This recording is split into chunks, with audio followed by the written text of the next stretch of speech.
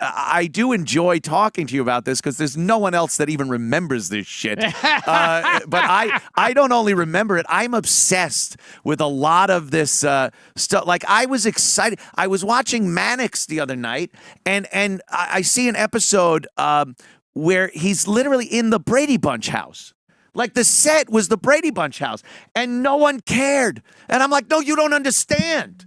Mannix is in the fucking Brady Bunch house.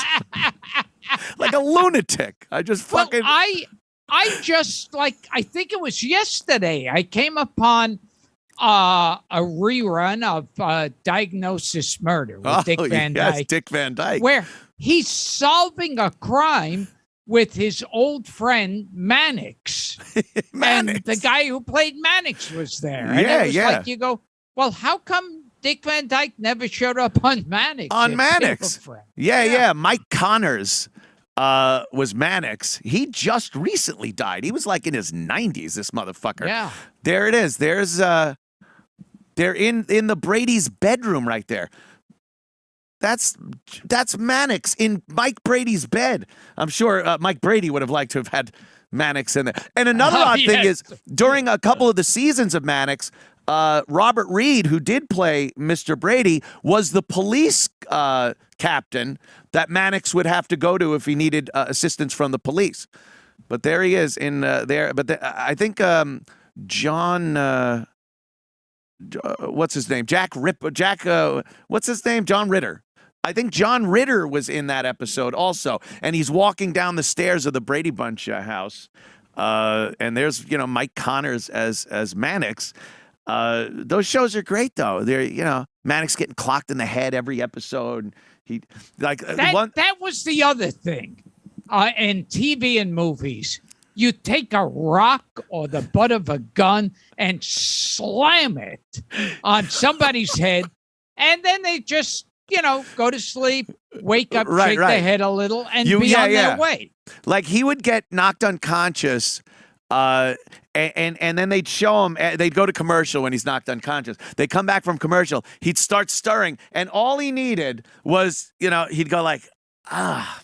He'd rub the back of his head. Meanwhile, Bob Saget's dead in a fucking hotel room. Yes. This guy, Mannix, got a hit in the head 80 times per season.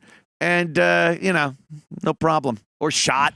He'd be shot in the arm. Always in the arm. Oh, yes. Always in the shoulder. You're shot in the shoulder. Yeah. I want to talk to some doctors and say, is the shoulder really a place you could take a bullet and it's perfectly fine? I think there are some major arteries that feed the blood to your arms and whatnot. And I think coming up, there's some pulmonary arteries and veins to your lungs.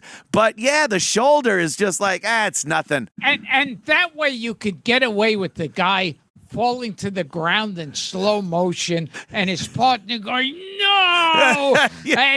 And then you could get the joy of a death scene there without killing the character. Without actually having to kill the character. They come back from commercial. And it justified the guy that shot Mannix in the arm being shot dead by Mannix in the end of the episode. Like, if Mannix is just murdering people, you'd be like, but, fuck him. He shot Mannix in the arm earlier. Yeah, all bets are off.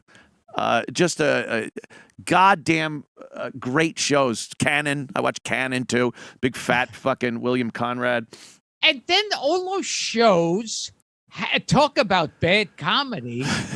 They would kill the villain, have a commercial, and then come back. And the ending was always like a comedy. Yeah. Ending.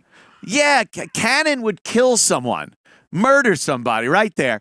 And then they'd have him in his kitchen cooking for some people that are over, and he'd be tasting, oh, this is good. And they'd make a little fun of his weight. And he's like, didn't you just kill somebody? Wouldn't you maybe need to talk to someone about this? Or they'd all start going, ha, ha, ha, and they would freeze. And then freeze frame.